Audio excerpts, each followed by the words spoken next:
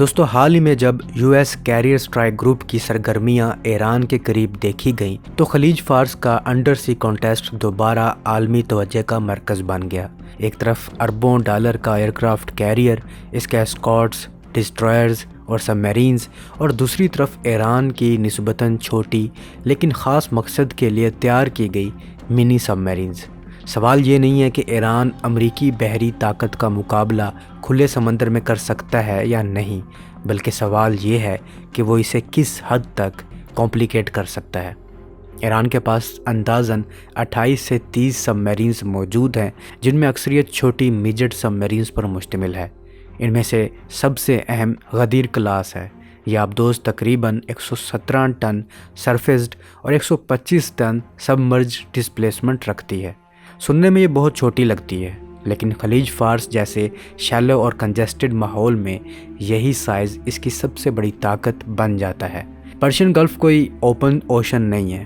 یہاں کم گہرائی، oil platforms, shipping lanes, جزائر اور مسلسل کمرشل ٹریفک موجود ہے۔ پانی میں نمکیات زیادہ ہیں، ٹمپریچر لیئرنگ مختلف ہے اور ایمبینٹ نوائز بہت زیادہ ہے۔ ان تمام فیکٹرز کی وجہ سے سونار پرفارمنس غیر مستحکم ہو جاتی ہے۔ یہی وہ ماحول ہے جس کے لیے غدیر کلاس ڈیزائن کی گئی ہے۔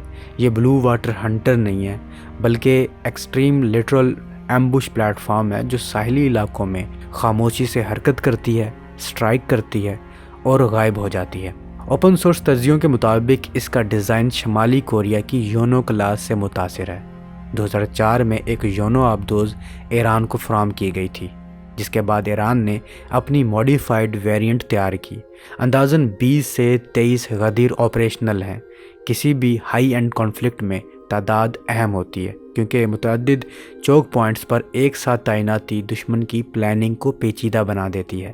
غدیر ڈیزل الیکٹرک پروپلشن استعمال کرتی ہے۔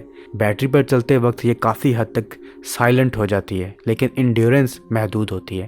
اسی لیے اسے مختصر سورٹیز کے لیے ڈیزائن کیا گیا ہے، جو ساحلی بیسز سے نکل کر پہلے سے منتخب ایمبوش زونز میں جاتی ہے۔ اس کے پاس دو 533 ٹارپیڈو ٹیوبز ہوتے ہیں اور محدود آن بورڈ ویپنز لوڈ، تاہم اس کا لیتھیلٹی پر ٹن کافی سنجیدہ سمجھا جاتا ہے۔ ایران کے ہیوی ویٹ ٹارپیڈوز جیسے والفجر اس سے منسلک کیے جاتے ہیں، جبکہ ہود سپر کیویٹیٹنگ ٹارپیڈو کا تصور بھی اس سے جوڑا جاتا ہے۔ لیکن صرف ٹارپیڈو ہی اس کی طاقت نہیں، مائن وارفیئر اس کی ایک بڑی کیپیبلٹی ہے۔ کورٹ مائن لینگ کے ذریعے یہ شپنگ لینز یا اسٹریٹ آف ہرمز جیسے چوک پوائنٹس کو خطرناک بنا سکتی ہے۔ مزید یہ کہ اسپیشل آپریشنز ڈائیورز کی انسرشن اور ریٹریول بھی ممکن ہے، جو اسے گرے زونز آپریشنز میں کارآمد بناتا ہے۔ 2019 میں ایران نے اعلان کیا کہ اس نے غدیر کلاس سے جاسک اینٹی شپ کروز میزائل کا ٹیسٹ کیا ہے۔ اگرچہ ٹارگیٹنگ سپورٹ ایک چیلنج رہتا ہے، لیکن میزائل انٹیگریشن کا مطلب یہ ہے کہ اسکارٹ شپس کو صرف کلوز رینج ٹارپیڈو تھریٹ ہی نہیں، بلکہ اسٹینڈ آف میزائل انگیجمنٹ کا بھی سامنا کرنا پڑ سکتا ہے۔ یہ Laird threat U S navy کے لیے پلاننگ کمپلیکسٹی بڑھا دیتا ہے۔ گلف کے اکسٹک کنڈیشن اس ساری صورتحال کو مزید پیچیدہ بنا دیتے ہیں۔ تھرموکلائنز اور ساؤنڈ پروپیگیشن اکسٹک شیڈو زونز کو متاثر کرتے ہیں۔ باٹم کلٹر اور passive sonar detection heavy shipping noise کو مشکل بنا دیتے ہیں۔ کچھ رپورٹس کے مطابق غدیر باٹم ریسٹنگ ٹیکٹک بھی استعمال کر سکتی ہے، یعنی سی بیڈ پر بیٹھ کر مکمل طور پر شٹ ڈاؤن ہو جانا، جس سے اسے ٹیرین سے ڈسٹنگوش کرنا مشکل ہو جاتا ہے۔ اگر کسی کرائسس میں U S career strike group Iran کے قریب آپریٹ کرے تو ایران کا ممکنہ کانسیپٹ یہ ہو سکتا ہے کہ پہلے کورٹ مائن فیلڈز ڈپلائی کیے جائیں، پھر مختلف غدیرز کو ڈسپرز پوزیشن پر رکھا جائے۔ اسی طرح اسٹریٹ آف ہرمز ایک پوٹینشیل کل باکس بن سکتا ہے، خاص طور پر اگر مینوور سپیس محدود ہو جائے۔ کیریئر شاید سب سے شیلو پانی میں داخل نہ ہو، لیکن اسکارٹس اور لاجسٹک شپس کا اسٹریٹجک گزرگاہوں یعنی کہ چوک پوائنٹ سے گزرنا کمزوری پیدا کرتا ہے۔ ایک کامیاب ہٹ کا امکان چاہے کم بھی ہو، اس کا اسٹریٹجک اثر بہت بڑا ہو سکتا ہے۔ ایئرکرافٹ کیریئر نہ صرف ملٹری ایسٹ ہے بلکہ پولیٹیکل سیمبل بھی ہے۔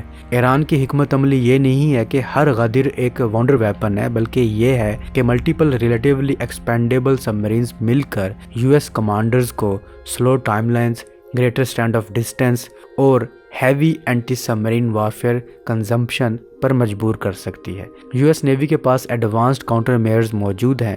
MH-60R ہیلی کاپٹرز ڈپنگ سونار کے ساتھ لٹرل ڈیٹیکشن میں استعمال ہوتے ہیں۔ ان مینڈ سرفیس اور سب سرفیس سسٹمز بھی میری ٹائم ڈومین اویئرنیس بڑھا رہے ہیں، لیکن حقیقت یہ ہے کہ گلف میں اینٹی سب مرین وارفیئر ایک کنٹیسٹ ہے فزکس، کلیٹر اور ٹائم کے خلاف۔ ہر کانٹیکٹ کو کلاسیفائی کرنا، ہر نوائز کو اینالائز کرنا، ہر شیڈو کو ویریفائی کرنا ریسورسز کنزیوم کرتا ہے۔ غدیر کلاس کو کیریئر اسٹرائک گروپ کو ٹریڈیشنل فلیٹ بیٹل میں شکست دینے کی ضرورت نہیں ہے، اسے صرف انوائرمنٹ کو مشکل، ایکسپینسو اور سلو بنانا ہے۔